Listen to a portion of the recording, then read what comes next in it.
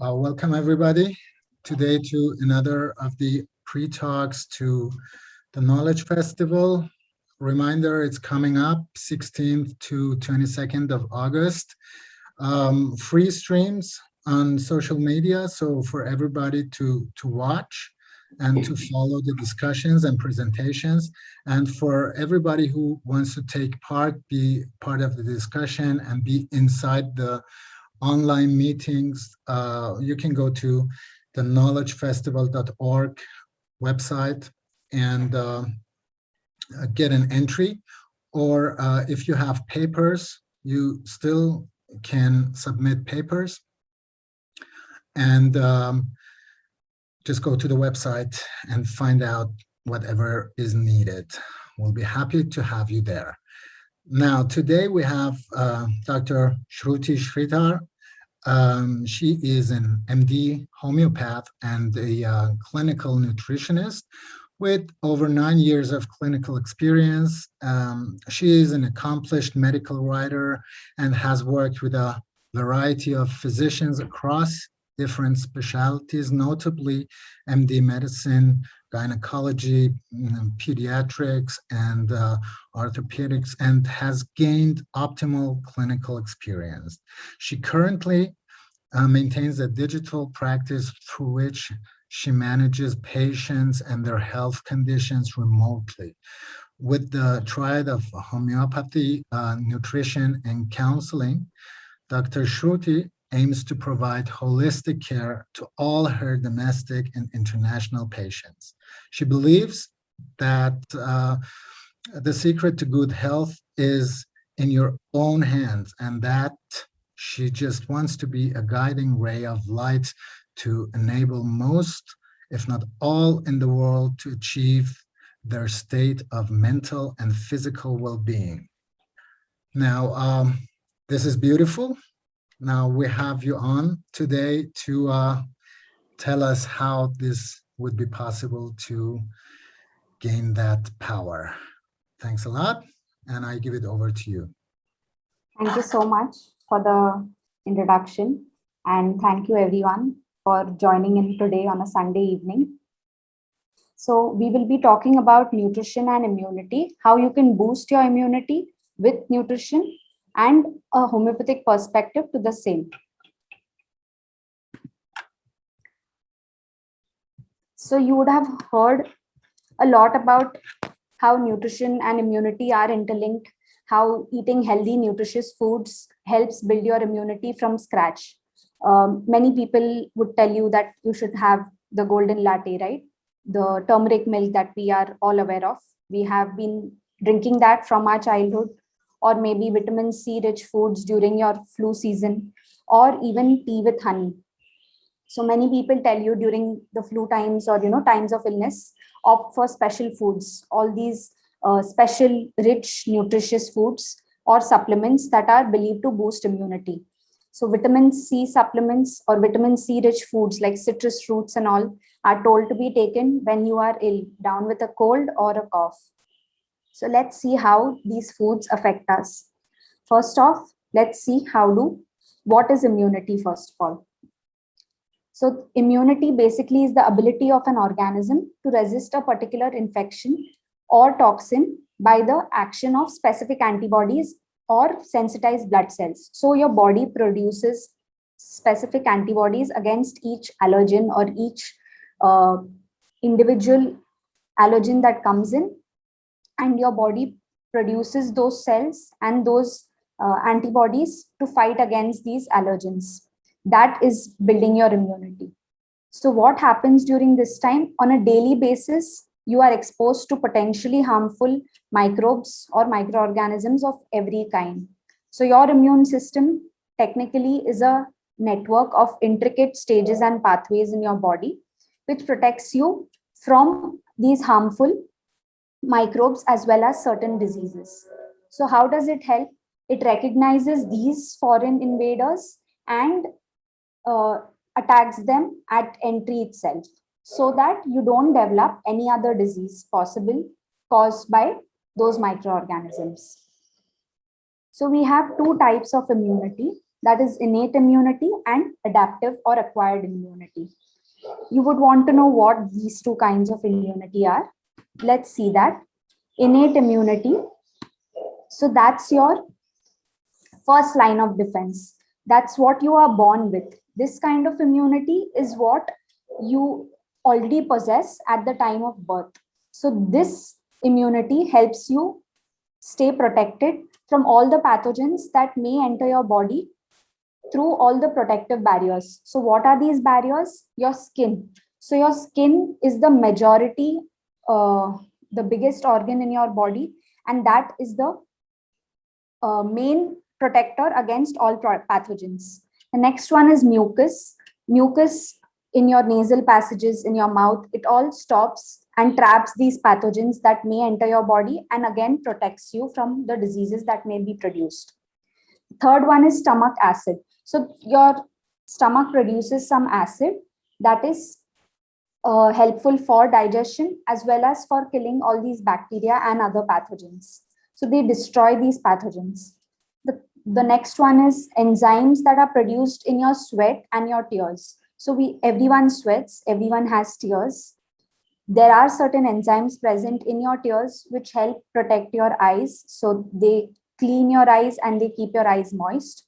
Similarly, your sweat protects your entire body from these pathogens. So they help create antibacterial layers on your body. And the last is all your immune system cells. Your white blood cells in your body are there to attack all these pathogens that come in from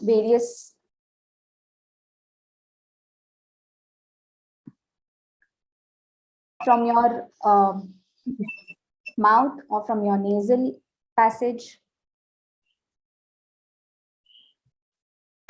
So this is your innate immunity, which is present at birth. The next one is adaptive or acquired immunity. This is basically how your body learns itself to develop antigens and immunity against different pathogens. So your body has a system that learns to recognize each pathogen, and then it gets regulated by different cells in your body. That is cells and organs in your body like spleen, the thymus, the bone marrow, the lymph nodes. All these parts of your body start working together to recognize a pathogen and to fight it each time. How do these two types of immunity trigger an immune response? So there are different conditions that trigger an immune response in your body. First are antigens. So what do antigens do? They are substances that are labeled as foreign and harmful by your body, and that triggers an immune cell activity in your body.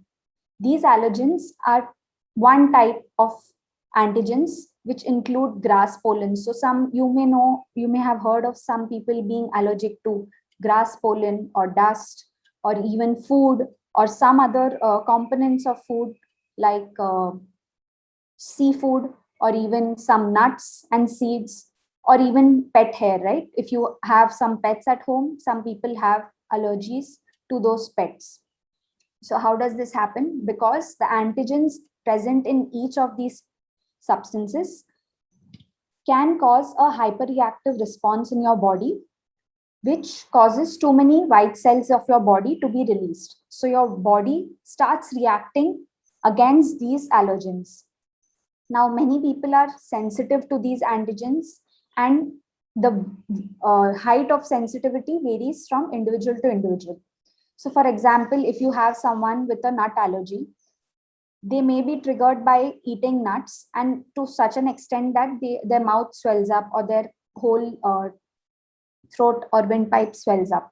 So that could be one possibility. Or in someone else who's allergic to pet hair, they may be developing some kind of cough or some kind of wheezing depending on their sensitivity to that allergen. So it does not cause a reaction in everyone, and the same allergen in one person may cause different kinds of reactions each time. The next one is inflammation. So inflammation is a very important normal part of your body. It's a normal step in your body which causes an innate immune response. So the first thing is, when pathogens attack healthy blood cells or healthy cells and tissues, a type of immune cell response gets activated and proteins like histamines are released. This causes inflammation in your body. Now, inflammation may generate pain. When you have any kind of inflammation in your body, you tend to have pain around the inflamed areas. So that part becomes painful, it gets swollen, and there is a release of fluids to flush out the toxins around that area and the pathogens around that area. So what happens is, your histamines start sending signals to your body to secrete or to discharge even more, produce even more white blood cells to fight against this inflammation yet again. So the pathogens that are present causing the inflammation are fought by the white blood cells produced by our body. So your immunity again starts acting up for in any inflammatory response. Prolonged inflammation, like if you have inflammation for a longer period of time, that can lead to a lot of tissue damage and also cause fatigue or overwhelm the immune system, because you are constantly, your body is trying to fight against those pathogens, and if it's going to be there for a longer period of time, the immune system is going to be tired. The next one is some people who are always like they are born with certain kind of autoimmune disorders, or they develop through their life, they develop autoimmune disorders. So what happens in these cases? Autoimmune disorders are basically those disorders where your own immunity thinks that your own cells are harmful to your body. So your immune cells start attacking your own body's normal cells. So there are conditions like lupus or rheumatoid arthritis or type 1 diabetes where you have autoimmune disorders like these, and they cause immune cell attack and destroy all your healthy cells. And if you have immunodeficiency disorders, those disorders can also depress or completely disable your immune system. They suppress your immune system for a while, and that could be caused genetically or it may be acquired as well through your period of life. Acquired forms are more common, like AIDS, or cancers like leukemia, that is a type of blood cancer, or multiple myeloma. In these cases, your body's defense system starts getting reduced to such an extent that the person is highly susceptible to all kinds of illnesses and all kinds of pathogens that may invade his body. So at that point of time, you need to be extra careful about your immunity, about your health, and be careful that you don't develop any kind of disease or you don't allow these pathogens to enter your body. So what are the other natural factors that depress our immune system? Old age, very commonly seen that you tend to fall more sick as you grow older. So old age, why does it affect our immunity? Because our internal organs become less efficient. They have been working for such a long period of time, and they are related to, with age, they start fading away in their way of working and functioning. So your immune related organs like thymus or the bone marrow start producing lesser immune cells to fight off all infections. That's why as you age, you also have many kind of diseases which are related to micronutrient deficiencies as well, which can cause a decline in your immune function again. The next one is environmental toxins. So what are these toxins? When you inhale smoke, either active or passively, or other particles that are contributing to your air pollution around you, or if you are into intake of excessive alcohol. These substances are harmful to your body and can impair or suppress the normal activity of your immune system. So if you are into active usage of these substances, that can cause a decrease or a depression in your immune system activity. People who are overweight or tend to be overweight or have excessive weight in their, like they are probably prone to getting obese, they are associated with chronic low grade inflammation. So there are some kind of responses in their body which have low grade chronic inflammations, which can cause decreased immune activity. So again, over there, fat tissues that are produced in your body, that are present in your body, they produce something known as adipocytokines that can promote inflammatory processes. Although research is not complete in this, but obesity has been identified as the independent risk factor for influenza virus, and possibly due to the impairment of your T cell activity. The T cell functioning decreases in obese people, which is an important type of white blood cells required for your immune response. Chronic diseases like autoimmune diseases or immunodeficiency disorders, like spoken earlier, attack your immune cells, attack your body's own healthy cells, and cause a delayed response. Chronic mental stress. So if you are someone who gets stressed continuously, or you are under constant stress always, stress releases hormones like cortisol that again suppresses your body's need for activating immune cell response. So again, your action of your white blood cells are reduced because of chronic stress. Lack of sleep and rest. So if you are someone who is stressed, or without stress also you are someone who does not sleep very well, does not take adequate rest, then your body does not have the time to recuperate or restore all of its energy. Sleep is the only time when your body restores its energy lost throughout the day.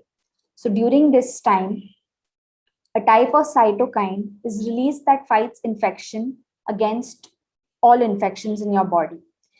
If you manage to not sleep, or if you happen to sleep very less, then these cytokines and immune cells are not developed and they are lowered in number.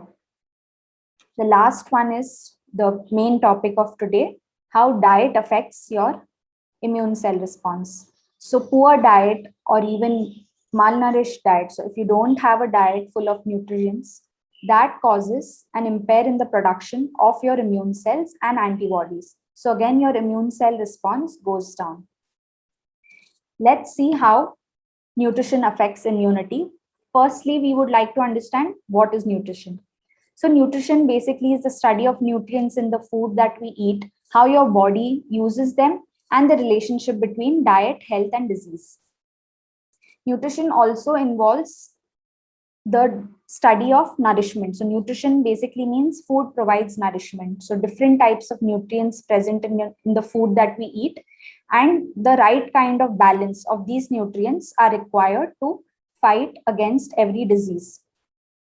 So what are these nutrients? There are two different types of nutrients, macronutrients and micronutrients. Macronutrients are those nutrients that are required in larger quantities by our body, and micronutrients are required in smaller amounts. So what are macronutrients? Your carbohydrates, proteins, fats, and water. You require all these nutrients in larger quantities. Your body requires them in larger quantities so that you can function well. Your body is able to function normally.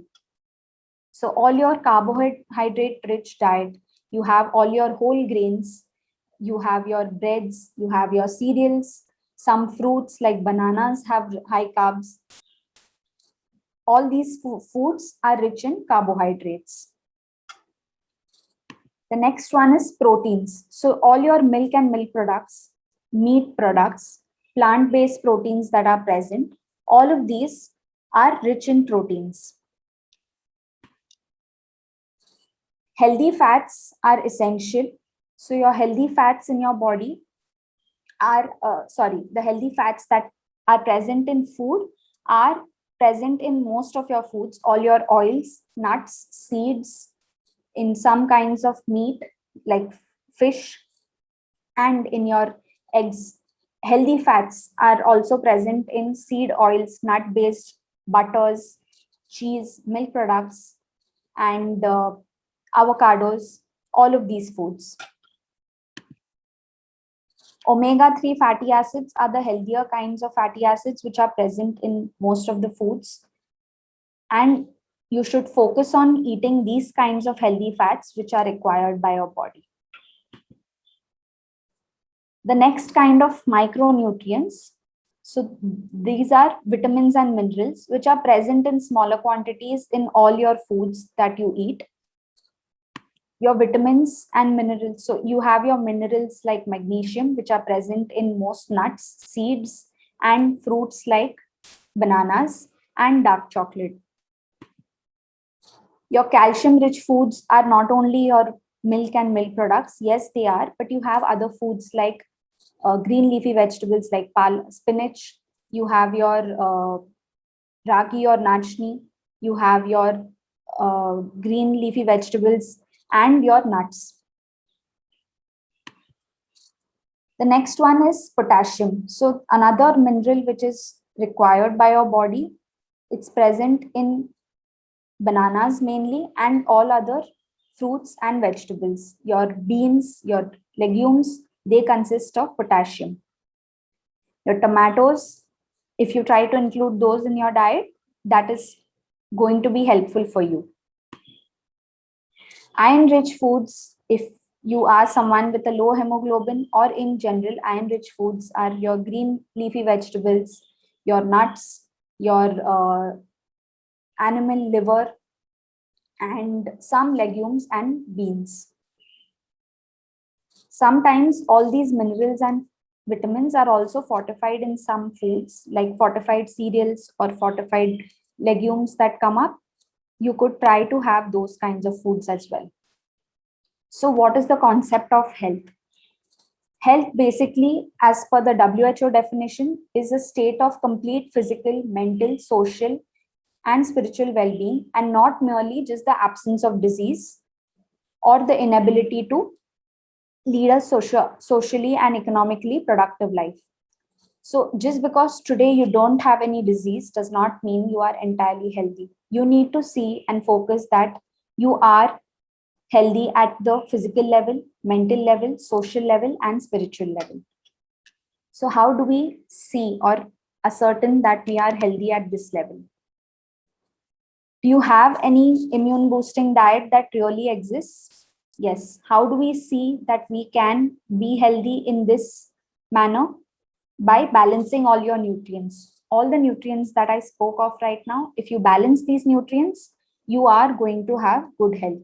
And that health remains at the level of physical, mental, spiritual, and social level. So how can we have nutrition for immunity? You would have seen right now, we have different kinds of vitamins and different kinds of minerals, but then some vitamins and minerals are definitely required for your immunity.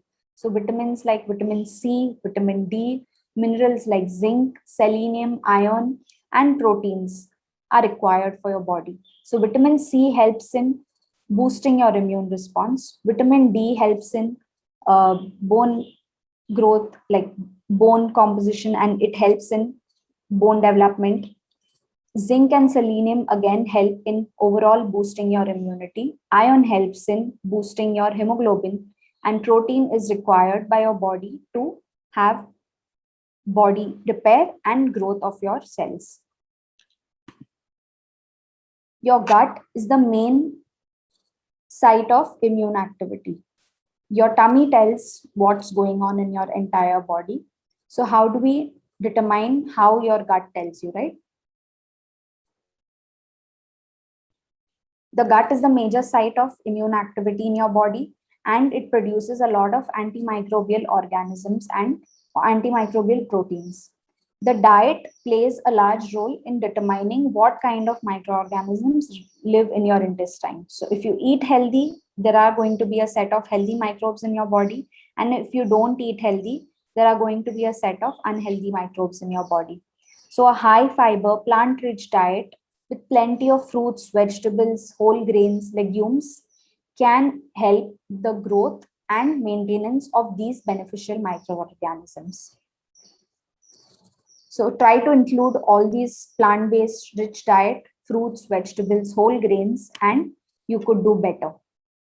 If you try to have, if you are having a lot of processed foods or a diet that is limited to only these processed foods or canned foods or something that does not include a lot of natural or raw foods or minimally processed foods, that can affect your immunity in a negative way.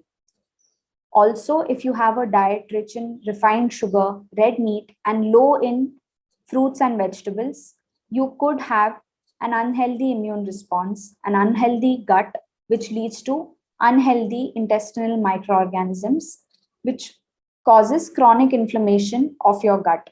Again, like we saw earlier, your immunity gets suppressed. So, how can we change this pattern? How can we improve our gut? We have your prebiotic and probiotic foods. So, what are probiotic foods? Probiotic foods contain live, helpful bacteria. They are foods like yogurt or fermented vegetables, like your kombucha tea or miso. All these foods help improve your gut bacteria because they contain some helpful bacteria. Whereas there are other foods like prebiotics. So prebiotics are those foods which contain fiber and oligosaccharides to feed and maintain these bacteria. So once you've had a probiotic, you're allowing the entry of good bacteria into your gut. And after that, to feed and nourish these bacteria and to sustain them in your gut, you need to have prebiotic foods. So what are these foods? Garlic, onions, leeks, bananas are all examples of good prebiotic foods. How can you boost your immune system with these kinds of nutrients? So let's see each nutrient that is available in different foods. So include a lot of spices in your diet. The Indian diet includes a lot of spices. We do have a lot of tempering with these spices, or we add these spices to our food daily. So you could either add them to your food or use them separately. So ginger, if you want, you could add it to your tea, or you could have a ginger based tea separately. So steep it in some water, boil some ginger in water and have that tea with some honey or lemon. You could have a cinnamon based drink in the morning that helps regulate your blood sugar levels as well as improves your immunity. So in a glass of water, take a pinch of cinnamon and add lemon if you would like, and drink that water. Turmeric, again, turmeric milk, like I said before, turmeric milk helps, or you could even add turmeric to your diet, to your daily foods while cooking. Garlic, either eaten raw or garlic added to your daily foods, could be helpful. It also helps lower your blood pressure. Coriander, you could add it in your water. So if you're drinking daily, while drinking water, add coriander and some cucumber or some lemons to your water and drink this detox water, which helps keep your gut clean as well as improves or helps in weight loss as well. Cumin, again, you could add it while tempering, or you could drink cumin water or fennel water as well. And black pepper. So black pepper, again, you could either add it to your salads or to your food, or maybe to whatever you eat, just sprinkle it on top and that's good to go. Vitamin C. So vitamin C is definitely very helpful to improve your immunity. Vitamin C supplements are available, but as far as possible, try to focus on eating rich and natural sources of vitamin C. So all your citrus fruits are rich in vitamin C. If you have the habit of squeezing a lemon on all your foods, that's going to be really helpful. When you eat green leafy vegetables, which are rich in iron, if you squeeze a lemon on top, the vitamin C from lemon helps your body to absorb the iron from these vegetables easily. You have your bell peppers, oranges, kiwis, all of these which are rich in vitamin C again. So you could either make a salad out of it or maybe make a gravy vegetable of your choice and top it with again black pepper to increase the intake of these spices. There are other different kinds of vitamins like vitamin B, all the vitamin B complex which are present. All these foods are rich in vitamins and minerals. So mostly if you have a healthy balanced diet wherein you include one portion of vegetables, one portion of fruits, one portion of your grains, and one portion of protein, you are bound to get all your nutrients for the day. Vitamin A. So vitamin A again becomes all your yellow, orange, and red. All your colorful fruits and vegetables are rich in vitamin A. Eat like the rainbow is a very famous quote, and that should be your plate should look like the rainbow so that you can eat a healthy, balanced diet. So, all your green leafy vegetables like spinach, then the orange colored vegetables like carrots, bell peppers, and sweet potatoes are all rich in vitamin A. Your fruits like mangoes, papayas, apricots are rich in vitamin A again. You could also include yogurt. You could include dairy products like cheese, eggs, and milk to increase your intake of vitamin A. Vitamin E, as we all know, is very good for the skin. It also helps boost your immunity. So all your vegetable oils like wheat germ oil, sunflower oil, safflower oil, corn and soybean oils, your nuts, all kinds of nuts, almonds, hazelnuts, peanuts, and seeds like sunflower seeds are rich in vitamin E. Include green leafy vegetables every day like spinach and broccoli and you're good. Some fortified breakfast cereals are also rich in vitamin E. How can homeopathy help boost your immunity? So homeopathy basically deals with the individual as a whole. It offers a boost to your immunity without any side effects. The basic principle of homeopathy is like cures like. So if you are sick with some illness or if you have certain symptoms of an illness, if you take homeopathy, you have those symptoms cured in you. And if you are healthy and if you take that same remedy, those symptoms will be produced in a healthy individual. So the symptoms of the illness that are treated by the remedy are also produced in the healthy individual. So how does homeopathy help in boosting your immune system? So many a times, despite eating all this healthy food and having a balanced diet and a nutritious diet, your immune system needs a boost. Your immune system needs a lift. So how can we do that? Using homeopathy. Homeopathy boosts your immune system without giving you side effects. The proper immune function requires your body to be at ease with respect to diet, sleep and rest, and intake of any other kinds of medicines. So when your body's immune system is low, it does not recognize whether to fight a foreign pathogen or whether to accept it in, or whether to fight its own tissues or no. So how does it get that help? With the help of homeopathy. So this includes your body's digestive powers need to be at optimal level. Your body needs to be able to digest and absorb the nutrients and assimilate them. So if you are eating all the possible nutrients that are there, but your body is not able to use them. So how can we help the body to use them? That is where homeopathy comes in. Homeopathy helps improve your gut and improve the gut and brain connection. So there are different kinds of homeopathic medicines that are available that help improve this connection. When you visit a homeopathic practitioner, the doctor is going to take your symptoms into consideration, even though there may not be any physical ailments, but there may be something like a feeling of not feeling right or not feeling good. Those complaints are also taken into consideration and a homeopathic remedy is prescribed. So how do we come to this approach? It is basically a holistic approach. So constitutional homeopathic medicine. No knowledge is perfect unless it includes an understanding of the origin. Homeopathy believes in understanding the origin of your disease and understanding the origin of your complaints.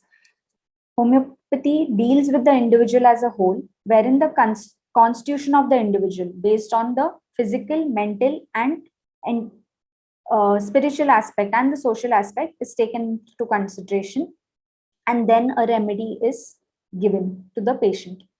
So the choice of remedy is based considering the entire totality of the individual, based on the symptoms as well as the circumstances that the individual is in, and the behaviors, any other fears that are present, and the person's responses to each of these stimulus, be it physical environment, be it based on the food or other preferences that may be there. Based on this, we come up with a remedy known as the constitutional remedy, which is specific to that individual at that point of time. So why do we have a holistic approach in homeopathy? Because again, homeopathy takes the individual as a whole. There is individual treatment for every individual at any given time. So today, if you are having some symptoms which are present as per your diet, as per your environmental surroundings today, the remedy for you may be today as remedy A, but the same thing maybe 5 months down the line or 5 years down the line, based on your diet, again it changes. Based on your surroundings, again it changes. And we consider healing the patient in a holistic manner. So the mental state and the physical state are taken into consideration, and then the remedy is given.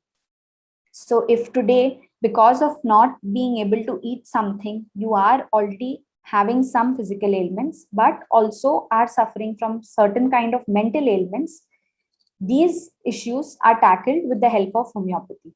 So there is no one specific medicine that is given to one person at one single time. There is no medicine for immunity as well. Immunity is something which is natural, and you need to build it over time. So if someone tells you that there is this medicine for immunity, no, it's how you eat and what you eat, not just physically but mentally as well. So what you hear, what you eat is what is going to build your immunity. And your constitutional medicine, the homeopathic medicine that we arrive at, that helps build your body's immunity in support with whatever you eat. It does not give you your immune response, or it does not build your immune response directly, but it helps or supports your body in building the response. So how can you build your healthy immune system? The first is eat healthy. You eat a balanced, nutritious diet, which includes whole grains, legumes, lean proteins, fruits, vegetables, and include a lot of water in your diet. Drinking throughout the day, drinking plenty of water, plenty of liquids in the form of soups, in the form of juices is required by your body. That keeps your body hydrated and your immune response is good. The next is, if you're not able to eat healthy or for some reason are unable to meet your nutritional needs, you could supplement it with some certain supplements of vitamins and minerals, and supplement your diet with this to improve your immune system. The third one is your habits. If you are into habits like alcohol, smoking, and drugs, you should avoid it and stop that right away for improving your immune response, as these can reduce your immunity. Exercising daily helps you improve your immunity. So a form of moderate regular exercise, maybe about 30 to 45 minutes of exercise daily, will help your immune response. Sleeping well for about 7 to 9 hours daily is essential.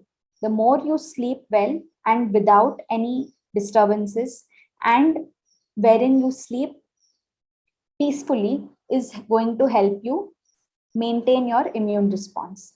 Try to stick to a sleeping schedule wherein you are sleeping at the same time daily and waking up at the same time daily. That will help your body improve its circadian rhythm, and it comes into your body comes into that rhythm and regulates itself, and the feeling of sleeping and wakefulness comes up automatically, and you don't have to push yourself to sleep or get up. Having a consistent sleep schedule will maintain this circadian rhythm and help your body develop its immune response properly.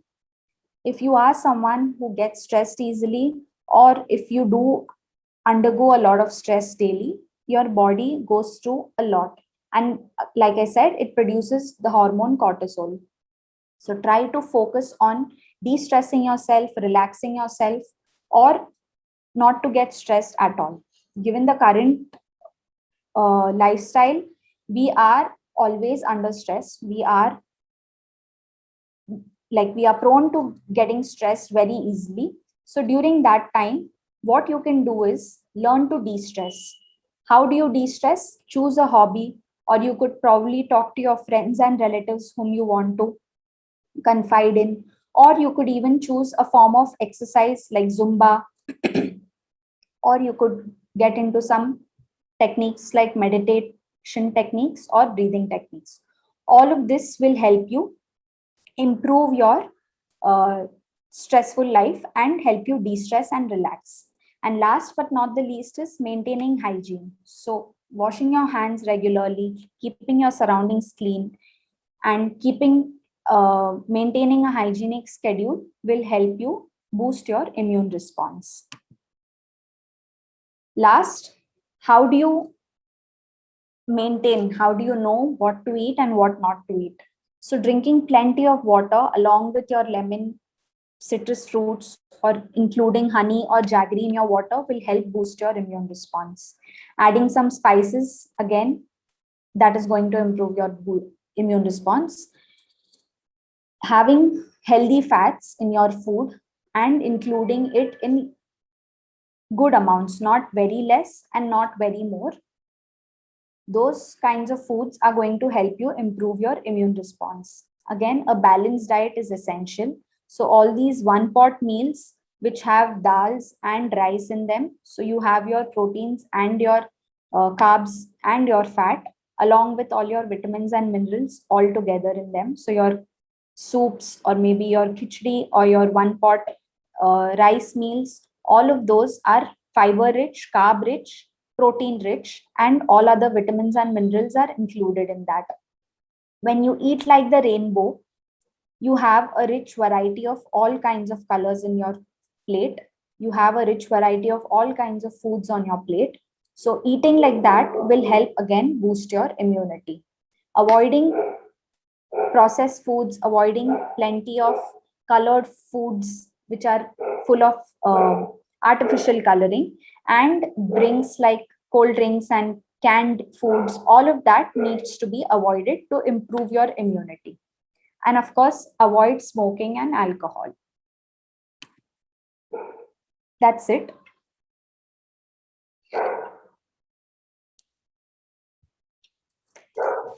Great. Thank you. That was a very short one at the end. That was great. You gave us a real overview of what we can, and kind of everyday examples of what is possible to do. And then you showed us the homeopathic way to look at it. So that was great. Just one or two questions that came up during that presentation. And one would be, you were showing all the macronutrients and micronutrients that we can get out of different food types. And when you were showing the proteins, I mean, obviously everybody has, who goes deeper on these issues, has their research, etc. But maybe as a thing, because mostly you showed meat and meat products at the protein part. Maybe you could just put in a few things that vegetarians could go for proteins. So there are plant-based proteins like all your beans and lentils, all your legumes, all your dals, pulses are all like rich sources of protein, and you don't need to worry that you are a vegetarian and you don't have enough protein, there is a lot of protein in plant-based proteins as well. So include dals in your daily meal. As Indians, we do include one portion of dal daily. So you could include that, or you could include it in your vegetable soup. Lentil soup would be really good. Or you could have a mixed paratha based with these dals. So you have your beans, even your beans, all your beans. So chole or rajma, kidney beans, all of them are quite good sources of protein. Very good. So that's something everybody around the world can get to, just Yes. because it was so prominent, the meat on the page, and I wanted to make sure everybody is okay with that. So, and then you were telling us about all the different parts of the nutrients, and it's like some people are possibly taking in too many extra supplements and nutrients. And is there any guidance, any way to at least signs of nutrition deficiency, so that people know now I should take something extra? Is there anything I can see on my body? So if you are someone who eats almost different kinds, different varieties of foods daily, then that is good thing. Above 40 in Indian, as per Indian standards, we do recommend starting with supplements, but that would again mean going to the physician, going to your healthcare provider, and then starting the medicines or supplements that are required.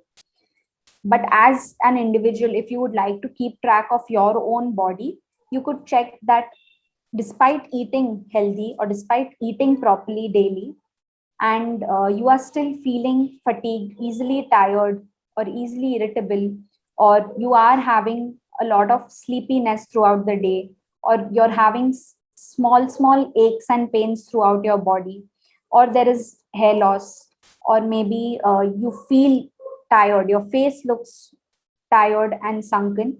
These could be some signs that you would observe or people around you would observe. And that means you should just go and get yourself checked or examined by your healthcare provider. It does not necessarily mean that you could be deficient in something, but it's always a good thing to check up on and get yourself tested. But yeah, you probably shouldn't go out and just buy some supplements and just throw them in, because Yes. it might be in some cases more harmful than it helps. And as you said, eat like a rainbow. I mean, not the M&Ms or the No, eat natural fruits and vegetables like the rainbow, not the M&Ms.